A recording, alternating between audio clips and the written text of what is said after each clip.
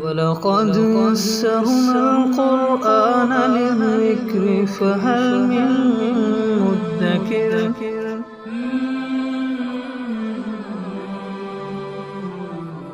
سورہ آل عمران آیت نمبر 152۔ اعوذ باللہ من الشیطان الرجیم، بسم اللہ الرحمن الرحیم۔ وَلَقَدْ صَدَقَكُمُ اللَّهُ وَعْدَهُ إِذْ تَحُسُّونَهُم بِإِذْنِهِ حَتَّىٰ إِذَا فَشِلْتُمْ وَتَنَازَعْتُمْ فِي الْأَمْرِ وَعَصَيْتُم مِّن بَعْدِ مَا أَرَاكُم مَّا تُحِبُّونَ مِنكُم مَّن يُرِيدُ الدُّنْيَا وَمِنكُم مَّن يُرِيدُ الْآخِرَةَ ثُمَّ صَرَفَكُمْ عَنْهُمْ لِيَبْتَلِيَكُمْ وَلَقَدْ عَفَا عَنْكُمْ وَاللَّهُ ذُو فَضْلٍ عَلَى الْمُؤْمِنِينَ۔ غزوہ احد کے بعد کچھ عتاب اور تنبیہات کا سلسلہ چل رہا ہے۔ اسی ضمن میں ارشاد فرمایا کہ وَلَقَدْ صَدَقَكُمُ اللَّهُ وَعْدَهُ، اور اللہ تعالیٰ تو اپنا وعدہ پورا کر چکے ہیں۔ مدد کا وعدہ جو مسلمانوں کا تھا تو اس کے بارے میں فرما رہے ہیں کہ وہ تو اللہ تعالیٰ پورا کر چکے ہیں۔ اِذْ تَحُسُّونَهُم بِإِذْنِهِ، کہ جب تم اللہ کے حکم سے ان کفار کو قتل کر رہے تھے، کیونکہ احد کے اندر ابتدا کے اندر مسلمانوں کو فتح مل گئی تھی اور مشرکین اہل مکہ بھاگ رہے تھے، مقتول ہو رہے تھے، تو یہ اس کی طرف اشارہ ہے کہ اللہ نے اپنا وعدہ پورا کر دیا کیونکہ تم کفار کو قتل کر رہے تھے۔ حتیٰ اذا فشلتم، یہاں تک کہ جب تم لوگوں نے کمزوری دکھائی، وتنازعتم فی الامر، اور اپنے امیر کے حکم میں آپس میں جھگڑا کیا، کیونکہ حضرت عبداللہ ابن جبیر رضی اللہ عنہ اور ان کے 50 رفقا وہ عقبی ٹیلے کے اوپر متعین تھے اور انہیں یہ حکم تھا کہ کسی بھی حالت میں آپ لوگوں نے اس مورچے کو چھوڑنا نہیں۔ جب مسلمانوں کو فتح مل گئی اور مسلمان مال غنیمت جمع کرنے لگے تو ان کے رفقا کہنے لگے کہ اب جنگ ختم ہو گئی، بظاہر نبی پاک صلی اللہ علیہ وسلم کا حکم وہ جنگ کے ختم تک تھا اور اب ہمیں نیچے جانا چاہیے اور مال غنیمت جمع کرنا چاہیے۔ اکثر احباب وہاں سے تشریف لے آئے، چند ایک وہاں رہ گئے، تو یہ اس کی طرف اشارہ ہے۔ وَتَنَازَعْتُمْ فِي الْأَمْرِ وَعَصَيْتُم مِّن بَعْدِ مَا أَرَاكُم مَّا تُحِبُّونَ، اور تم لوگوں نے اپنے امیر کی نافرمانی کی جب اللہ نے تمہیں وہ چیز دکھائی جس کو تم پسند کر رہے تھے، مال و دولت، دنیا کی چیزیں، اس کی طرف اشارہ۔ مِنكُم مَّن يُرِيدُ الدُّنْيَا وَمِنكُم مَّن يُرِيدُ الْآخِرَةَ، تم میں سے کچھ وہ تھے جو دنیا چاہ رہے تھے اور کچھ وہ تھے جو آخرت چاہ رہے تھے۔ اب یہاں ایک بات سمجھنے کی ہے کہ جو حضرات پہاڑی پر متعین تھے، اس ٹیلے پر متعین تھے، ہے تو وہ پہاڑی لیکن چھوٹی سی پہاڑی ہے، اس لیے اس کو ٹیلا بھی کہہ دیتے ہیں۔ اگر وہ حضرات وہاں سے نیچے نہ آتے اور مال غنیمت جمع کرنے میں شریک نہ ہوتے، پھر بھی ان حضرات کو مال غنیمت میں سے حصہ اتنا ہی ملنا تھا جتنا بغیر جمع کیے ملنا تھا، اس میں کوئی کمی نہیں ہونی تھی۔ لہذا یہ بات تو واضح ہے کہ ان حضرات کا نیچے آ کر مال غنیمت کو جمع کرنا اس لالچ میں نہیں تھا کہ ہمیں زیادہ حصہ مل جائے گا، حصہ تو اتنا ہی ملنا تھا۔ لیکن اور یقینی بات ہے کہ ان حضرات کا شریک ہونا اپنے احباب اور رفقا کے ساتھ صرف اس غرض کے ساتھ تھا کہ اب وہ پہلا مرحلہ ختم ہو گیا، اب دوسرا مرحلہ شروع ہو گیا جنگ کا کہ وہ مال غنیمت جمع کرو اور بھاگنے والوں کا پیچھا کرو، تو وہ اس عمل کے اندر لگ گئے تھے۔ لیکن اللہ تعالیٰ یہ چاہتے تھے کہ میرے نبی کے جو رفقا ہوں ان کا دل دنیا کی طلب سے یا دنیا کی غرض سے بالکل خالی ہو،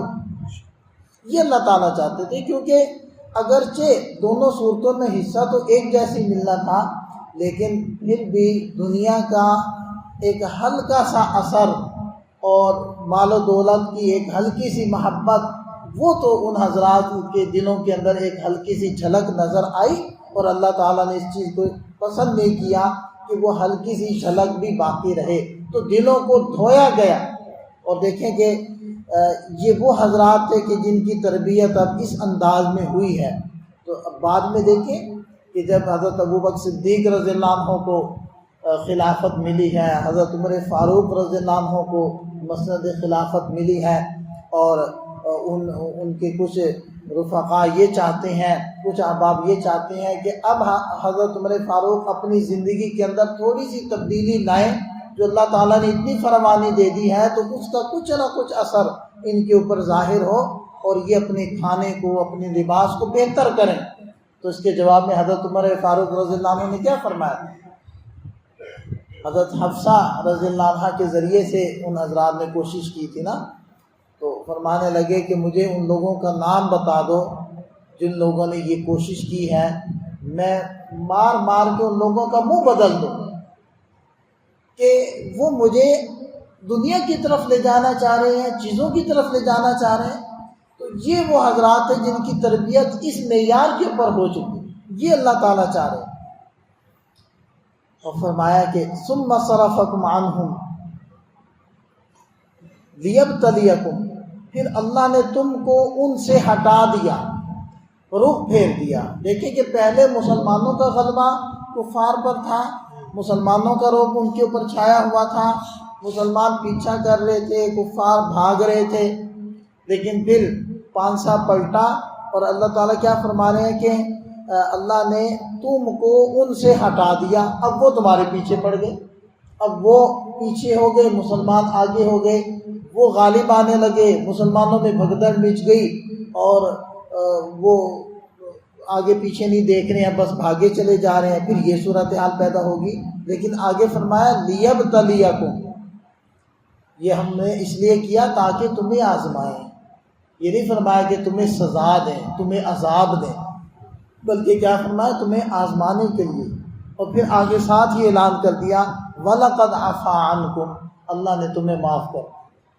ساتھ ہی اعلان فرما دیا کہ جو ہوئی تھی خطا اللہ نے تمہیں معاف کر دیا۔ وَاللَّهُ ذُو فَضْلٍ عَلَى الْمُؤْمِنِينَ، اور ایمان والوں پر وہ بڑا فضل والا ہے۔ اب یہاں تھوڑی دیر کے لیے ہم رکتے ہیں، ایک دو باتیں میں کرتا ہوں۔ پہلی بات تو یہ ہے کہ دیکھیں جو خطا ہوئی تھی صحابہ کرام سے پہاڑی کو چھوڑنے والی، وہ خطا صراحتاً نافرمانی نہیں تھی، اس کو آپ کہنے کہ اجتہادی خطا کہنے یا غلط فہمی کہنے، کیونکہ جو حضرات وہاں سے نیچے اترے تھے وہ یہ کہہ رہے تھے کہ آپ علیہ السلام کا حکم یہاں ٹھہرنے کا اور حفاظت کرنے کا جنگ کے ختم تک تھا، جنگ ختم ہوگی بس اب حکم ختم ہو گیا، تو جان بوجھ کر نافرمانی نہیں کی تھی، غلط فہمی میں کی تھی۔ تو کتنی بڑی تبدیلی آئی، ابھی اگلی آیت بھی ہے ہماری، کتنی بڑی تبدیلی آئی کہ بالکل پانسا بدل گیا، بالکل میدان جنگ کی شکل ہی بدل گئی۔ تو اب میں خود شامل ہوں اس میں، ہم سب شامل ہیں، پوری امت شامل ہے، اب ہم نافرمانیاں نبی پاک صلی اللہ علیہ وسلم کی صراحتاً کا صاف طور پر پتہ ہے کہ یہ غلط ہے، چاہے وہ ہماری خوشیاں ہوں، زیادہ نافرمانیاں تو خوشیوں کے موقع پر ہم لوگ کرتے ہوتے ہیں، شادی بیاہوں میں ہمارے ہاں کیا ہوتا ہے، ہم سب شامل کہ ہمارے یہاں کیا ہوتا ہے، وہ تہجد گزار لوگ کیا ہو رہے ہوتے ہیں ان کے ساتھ، وہ تہجد گزار عورتیں ان کے معاملات کیا ہوتے ہیں، وغیرہ وغیرہ ساری چیزیں ہم دیکھتے جائیں تو ہمیں پتہ چل جائے گا کہ اس وقت امت کے جو حالات بنے ہوئے ہیں اس کی وجہ کیا ہے۔ بس ایک موٹی سی بات کہ جان بوجھ کر نہیں کیا تھا حضرات صحابہ کرام نے، اجتہادی طور پر خطا ہوگی، غلط فہمی میں ہوگی،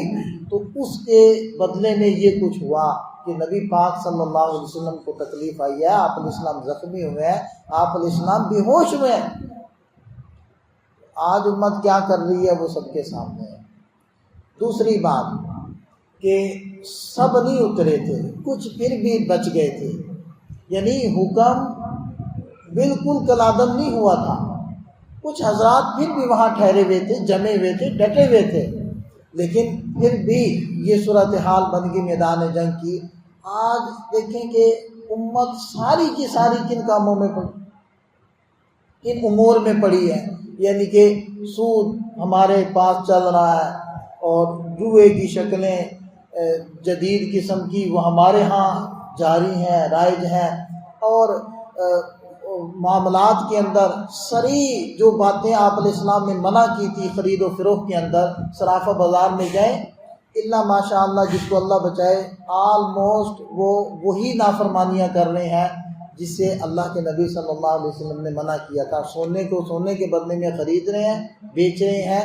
اور کمی بیشی کے ساتھ خرید بیچ رہے ہیں، یعنی زیادہ وزن لیتے ہیں پرانا سونے کا اور تھوڑا وزن نئے سونے کا دیتے ہیں، یہ چل رہا ہے، جبکہ یہ سری سود ہے، اس کو آپ علیہ السلام نے صراحتاً منع کیا ہوا ہے۔ یہ سب چل رہا ہے ہمارے بازاروں کے اندر، تو پھر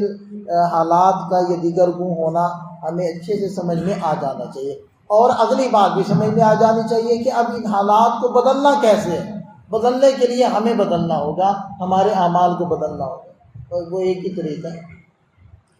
آگے فرمایا اذ تسعدون ولا تلوون علی احد، کہ اس وقت کو یاد کرو جب تم لوگ منہ اٹھائے بھاگے چلے جا رہے تھے، ولا تلوون علی احد، اور کسی کو مڑ کر دیکھ ہی نہیں رہے تھے۔ وہ جب اچانک سے پہاڑی کی طرف سے حضرت خالد بن ولید رضی اللہ عنہ کے لشکر نے حملہ کیا تو اب بدحواسی پھیل گئی اور بھگدڑ مچ گئی، تو یہ وہ کیفیت تھی خاص جو تھوڑے سے وقت کے لیے وہ میدان جنگ کی بنی تھی، یہ اس کی طرف اشارہ ہے۔ والرسول یدعوکم فی اخراکم، اور رسول تمہیں پیچھے سے پکار رہے تھے۔ نبی پاک صلی اللہ علیہ وسلم نے آواز دی لیکن وہ آواز نہ پہنچ سکی یا نہ پہچانی جا سکی، کیونکہ یہ خبر مشتہر ہو چکی تھی کہ نبی پاک صلی اللہ علیہ وسلم شہید ہو چکے ہیں۔ تو ایک اس کا غم تھا، دوسرا اچانک سے دو طرف میں کفار کے لشکر میں آ گئے تو اس کی وجہ سے بدحواسی تھی، تو یہ ساری چیزیں مل کر ایک عجیب سا منظر وہ میدان جنگ کا بن گیا۔ تو پھر حضرت ابی بن کعب رضی اللہ عنہ نے آواز دی، ان کی آواز سن کر پھر ٹھہرے، پھر ایک ٹھہراؤ پیدا ہوا اور دوبارہ سے متوجہ ہوئے، جبکہ کچھ حضرات وہ نبی پاک صلی اللہ علیہ وسلم کے ارد گرد کھڑے تھے آپ علیہ السلام کی حفاظت کے لیے۔ تو پھر ارشاد فرمائے فَأَصَابَكُمْ غَمًّا بِغَمٍّ لِكَيْ لَا تَحْزَنُوا عَلَىٰ مَا فَاتَكُمْ، تو پھر اللہ نے تمہیں پہنچایا غم، شکست کی صورت میں اور شہداء کی صورت میں، بِغَمٍّ، اس غم کے بدلے میں جو تم نے رسول کو پہنچایا،